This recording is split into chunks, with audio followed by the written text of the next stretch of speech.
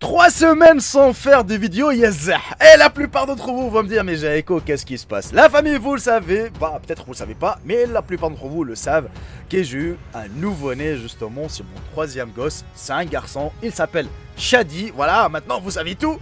Mais la famille, on n'est pas là pour ça, mais plus précisément pour parler de cette mystérieuse affaire du Saoudien, qu'il a réussi à manger 2 de ses femmes qui a été bloquées dans le désert saoudien pendant 13 jours. Non, c'est pas une blague. Croyez-le ou pas, j'ai fait mes petites recherches et c'est vrai, ouais. Bref, la famille, vous allez jouer un grand rôle dans l'espace commentaire. Vous allez me dire ce que vous en pensez de cette histoire. N'hésitez surtout pas de partager cette vidéo au maximum et de mettre un gros pouce bleu, c'est la récompense. Et on se retrouve à la fin de la vidéo. Sur ce, bon visionnage aussi à toutes.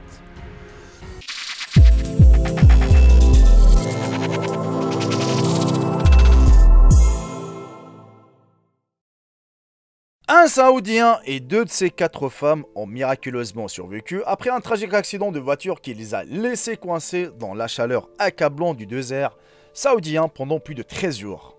Mustafa Ali Ahmad, âgé de 41 ans, et ses 4 femmes s'y rendaient dans une famille près de Ashalfa après avoir pris un tournant dans une tempête de sable et endommagé leur véhicule, tuant l'une des femmes de Ahmad sur place. Pendant 3 jours, ils ont été laissés dans le soleil brûlant, avec à peine de l'eau et de la nourriture, jusqu'à ce que Ahmad décide d'envoyer 2 de ses femmes à la recherche d'aide, lui-même ne pouvant le faire à cause de son état de santé. Les 2 femmes ont erré dans le désert pendant 10 jours macabres avant de trouver de l'aide dans un petit village. Les sauveteurs ont été choqués de ne trouver que le mari en vie et les 2 autres épouses mortes, dont il s'était nourri pour survivre pendant son épreuve. Il dit qu'il espère que Dieu pourra le pardonner en ce moment de faiblesse d'avoir mangé la chair de ces 2 femmes décédées. Mais il ne pouvait pas se contrôler, car il avait tellement faim. Il a dit qu'il craint le jugement de Dieu pour ce qu'il a fait, mais toutes ces femmes sont des musulmanes ferves, et donc il a cru que la chair de leur cadavre était halal. Bon, je pense que c'est une blague, hein. Vraiment, il faut pas tout croire, parce que tout ce qu'ils disent les médias, c'est un peu voilà quoi. Mais Ahmad a également déclaré qu'il craignait que les autorités le punissent pour ses actes, mais qu'il se soit fié aux mains d'Allah et qu'il soit prêt à faire face à tout jugement qu'il pourrait lui arriver. Bien qu'il soit interdit de tuer un être humain en vertu de la loi islamique avec l'intention spécifique de le manger, la plupart des érudits musulmans s'accordent pour dire que le cannibalisme est autorisé, mais uniquement dans des circonstances spéciales. Ahmad fait actuellement l'objet des soins médicaux intensifs. Les médecins craignent son surpoids et le diabète pourrait mettre à rude épreuve son cœur et ses organes vitaux. Les médecins ont également été surpris d'apprendre que Ahmad n'avait aucune perte de poids au cours de son terrible calvaire de 13 jours, mais qu'il avait pris plus de 10 kilos. Et si vous êtes resté jusqu'à la fin de la vidéo, la famille, n'hésitez surtout pas de m'écrire dans l'espace commentaire le nom Ahmad, H-A-M-A-D, afin de savoir combien de personnes ont fini la vidéo, et ça me fait plaisir que vous finissez cette mystérieuse histoire. Il faut savoir que dans la vie, justement, ce n'est pas la première fois que ça arrive, quand quelqu'un qui est coincé, que voilà, il trouve un cadavre juste à côté, bah, il se nourrit, il le mange, histoire qu'il puisse survivre.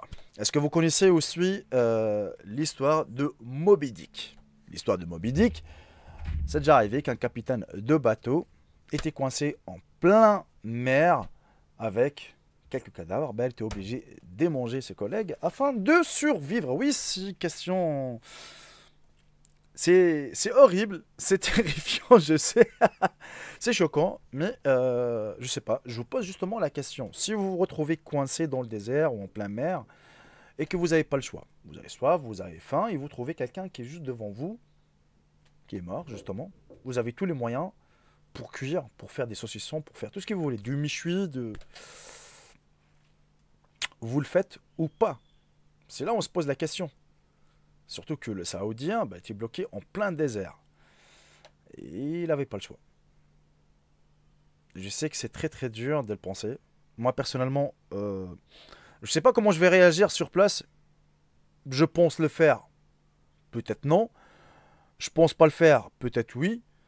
Mais je sais pas, peut-être là maintenant, hein, je suis bien rassasié avec de l'eau, avec la nourriture et tout, mais le jour où je pense rester 13 jours sans nourriture, et voilà, vous voyez, je pense, il avait raison sur le coup, Et il avait pas... Enfin, je sais pas, franchement, je ne sais...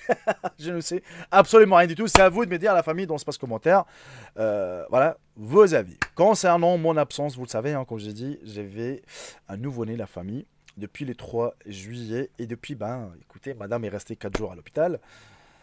Voilà, donc comme vous savez, c'est moi qui s'occupais de mes gosses, entre nourriture, ainsi de suite. Changer les couches, parce que mes deux gosses aussi sont encore jeunes, très très petits. Donc j'avais pas le choix. Hein, voilà. Donc après, il faut s'occuper du paperasse, ainsi de suite. Tranquillité, faire ci, faire ça, faire ci, faire ça. Du coup, ben, j'avais pas le temps pour vous faire des vidéos, mais Jericho, il est de retour justement après 3 semaines d'absence. Bref, la famille, j'espère que la petite vidéo vous aura plu. Si c'est le cas, n'hésitez surtout pas de la partager au maximum et de mettre un gros pouce bleu, c'est la récompense. Et je vous dis à très très bientôt et qui sait peut-être à ce soir pour une toute nouvelle vidéo. Salut tout le monde, c'est Jericho, bye bye, ciao ciao. Je vous aime tous mes frères et sœurs.